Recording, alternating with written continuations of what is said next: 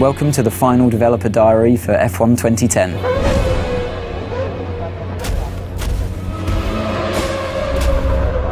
At the beginning of the game, you don't start off as a test driver, you start off as a driver that's managed to secure a seat in a team at the beginning of the year. You know, in the real world, before you go to a track, before you start the season, you're fully aware with your team what the expectations are. Depending on the kind of difficulty level that you've selected, that determines the teams that are open to you at the beginning of the game. You always, as a driver, want to be beating your teammate. That really elevates you in the team. It also alerts the other teams to your ability. The garage is a key location in the game. You've got your animated crew working on your car, your race engineer feeding you intel.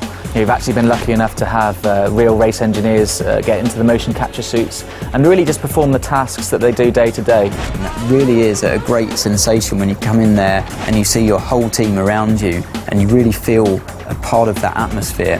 When you talk to teams and you talk to drivers, they don't actually do the level of car setup work you would normally see in a racing game. You're not going there with the wrong gear ratios, with the wrong aero for that circuit. It's up to the driver to just finally tweak the car to your style, not to make drastic changes. The expectations from the driver playing the game are the same as what they would be in real life, given your machinery. You know, at the end of the day, the teammate that you have is the only direct competition that you'll have through the whole season. There's a strange balance of having to work together, but also a desperate competition. Where it gets a little bit personal is when it comes to events like qualifying and the race, definitely, where you're just out there to beat him no matter what. Your agent, the media and the paddock itself are your feedback mechanism for how well you're doing in the game.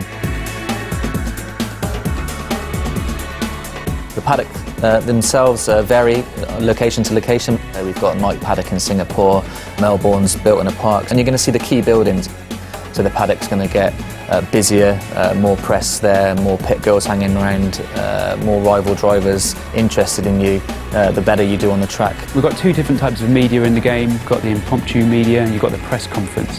When you speak to the characters in the press conference, it's usually about your race weekend performances. They're not so sensationalist. It's an easier ride for you, definitely, but it's still a moment of celebration. Impromptu characters hanging around the paddock lane, they're always willing to take your first comments when you come out of practice, qualifying and race. The hardest thing, I think, is that if you've had a bad result, then you have to speak to the media and you have to remain calm and always say the right thing. You have to be a little careful of what you say to the media. Sometimes you'll say things in the heat of the moment. You're the only one that you can blame at the end of the day if you slip and open your mouth and say something you shouldn't have. You finished on the podium, it's 1, 2, 3. You can tell the press conference characters all about the race weekend. Those are all of the things that I want to try and portray in the game as what happens in real life. Way beyond any computer game I've ever played before.